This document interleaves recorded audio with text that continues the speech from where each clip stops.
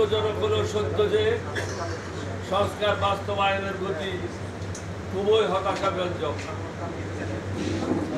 অভ্যুত্থান পরবর্তী দেশের সমস্ত কর্মকাণ্ডগুলি স্বচ্ছতা এবং সততার সাথে দ্রুত গতিতে বাস্তবায়ন না হলে সমস্যা আরো বৃদ্ধি পাবে। অনেকগুলি নিয়োগ নিয়ে ইতিমধ্যে বিতর্কের সৃষ্টি হয়েছে। আবেগ ও হুজুগের মাথায় লোক দেখানো কাজ করলে হবে না।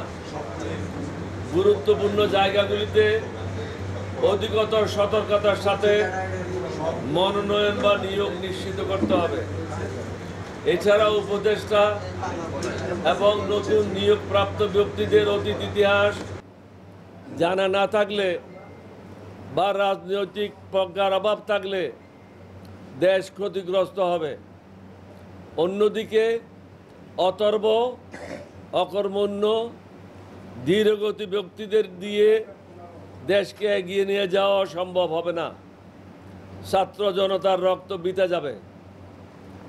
একজন উপদেষ্টা বলেছেন, জাতীয় সঙ্গীত একটি বিতর্কিত বিষয়, সুতরাং এটি পরিবর্তন করা যাবে না।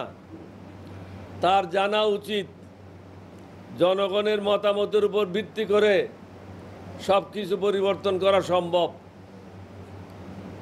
গণভবন কারো বাপের ভবন না, বরং যে একটি জাতীয় প্রতিষ্ঠান, বাংলাদেশের গর্ব। মিউজিয়াম করা অবশ্যই প্রয়োজন, তবে প্রশ্ন হলো গণভবনে কেন, অন্য জায়গায় নয় কেন? জাতীয় প্রতিষ্ঠান পরিবর্তন করার আইনগত ভিত্তি এখন কোথা থেকে পেলেন? 1971 সালের স্বাধীনতা যুদ্ধের উপর অন্য কিছুই অধিকতর গুরুত্ব পেতে পারে না। আন্দোলনকারী আমাদের ছেলে মেয়েদের বা জনতার সরলতাকে পুঁজি করে কোনো অন্যায় পদক্ষেপ নেওয়াও ঠিক হবে না। এদেশে এক নায়কত্ব স্বৈরা শাসন কায়েমকারী, গণহত্যাকারী, দুর্নীতিবাজ, টাকা পাচারকারী, টাকা লুণ্ঠনকারী, চাঁদাবাজ এবং জঙ্গিবাজের কোনো স্থান নাই। এই দেশে এখন কারো বাপের সম্পত্তি না। যত দ্রুত সম্ভব আইন শৃঙ্খলার উন্নতি সাধন করতে হবে। আমরা জানি বর্তমান প্রেক্ষাপটে এটা খুবই কঠিন কাজ, তবে পুলিশ প্রশাসনকে দ্রুত কার্যকর করতে হবে। তা না হলে গণহত্যাকারীরা মাথাচাড়া দিয়ে উঠতে পারে।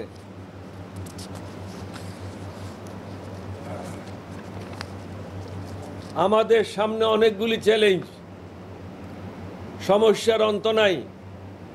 এই চ্যালেঞ্জগুলি দৃঢ়তার সাথে মোকাবেলা করে জনগণকে স্বস্তি দিতে হবে।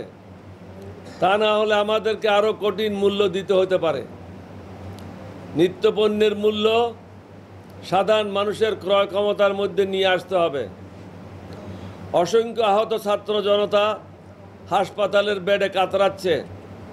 এরই মধ্যে বন্যায় কয়েকটি জেলা ব্যাপকভাবে ক্ষতিগ্রস্ত হয়েছে। এছাড়াও বারবার বাটির দেশ হিসেবে আমরা ওজনের দেশের বৈরিতার শিকার হচ্ছি। শেখ হাসিনার এজেন্ডা বাস্তবায়নকারী ও লোটা বহনকারী অনেক ব্যক্তি এখনো প্রশাসনে গাপটি মেরে বসে আছে। তাদের ব্যাপারে জরুরি ভিত্তিতে সিদ্ধান্ত নিতে হবে। 1 মাস অতিক্রম হয়েছে, এখনো পর্যন্ত এই সরকারের নড়াচড়া নাই। গুম, খুন, দুর্নীতি, টাকা পাচারকারী, গণতন্ত্র হত্যাকারী এবং চাঁদাবাজদের সকলকে আইনের আওতায় এনে যত উপযুক্ত শাস্তির ব্যবস্থা করতে হবে। চাঁদা ব্যাপক হারে সমগ্র বাংলাদেশে বিস্তার লাভ করেছে। সরকার নীরব দর্শকের ভূমিকা পালন করছে। প্রশাসনের মধ্যে দুর্নীতিবাজ, টাকা পাচারকারীদেরকে চাকরি থেকে বরখাস্ত করা এবং তাদের বিরুদ্ধে দুর্নীতির তদন্ত করা খুবই জরুরি। সর্বোপরি দুর্নীতিবাজ একজন ব্যক্তি এখনো পর্যন্ত দেশের 1 নম্বর আসনে বসে আছে। এটার কোনো যুক্তিসঙ্গত কারণ নেই। সংবিধানের দোহাই দিয়ে যারা তাকে এই আসনে বসায় রেখেছে তারা পক্ষান্তরে ছাত্র জনতার আত্মত্যাগের সঠিক মূল্যায়ন করছে না। শেখ হাসিনা সরকার অবৈধ ক্ষমতা কুক্ষিগত করার স্বার্থে দেশকে ভারতের কাছে নতজানু করে ফেলেছে। আমরা ইচ্ছা করলেও প্রতিবেশী বদলাতে পারবো না। সুতরাং উভয় দেশের সম্পর্কের স্বার্থে অনতিবিলম্বে সীমান্ত হত্যা বন্ধ করতে হবে। আমাদেরকে আত্মসম্মান ও মর্যাদা নিয়ে প্রতিবেশীদের সাথে আলোচনার মাধ্যমে যৌথ নদীগুলির পানির ন্যায্য হিস্সা নিশ্চিত করতে হবে। এছাড়াও ভারত মনে করে তারা আমাদেরকে 3 দিক থেকে ঘিরে রেখেছে।